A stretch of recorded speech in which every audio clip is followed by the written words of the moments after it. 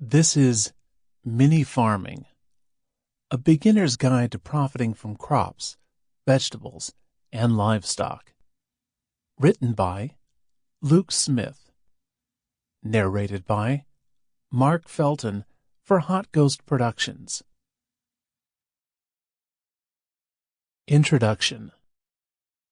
There is a misconception in popular opinion that farming refers to large-scale operations, while gardening is the light version of farming. Gardening, in this sense, is seen as almost entirely providing food for the gardener, often at the expense of a money and time investment.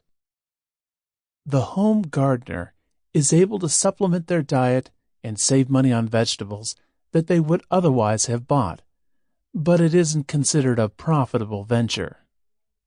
If you want to make a profit, then you need to get into farming.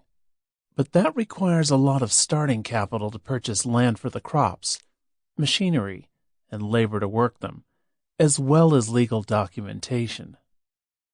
A gardener might be able to sell a couple of heads of lettuce at the farmer's market without a problem, but a large-scale farming operation requires the farmer to jump through a lot of hoops.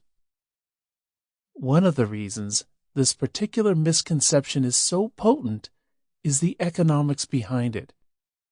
If you try to set up a small farm by following the practices that the industry uses today, then you're going to find yourself breaking even at best.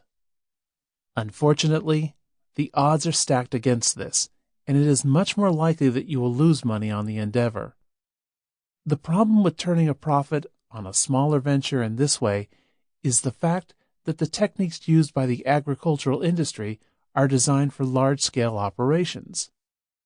The economics of scale allows for much larger numbers during the production process, since the yield of the harvest will be large enough to make up for them.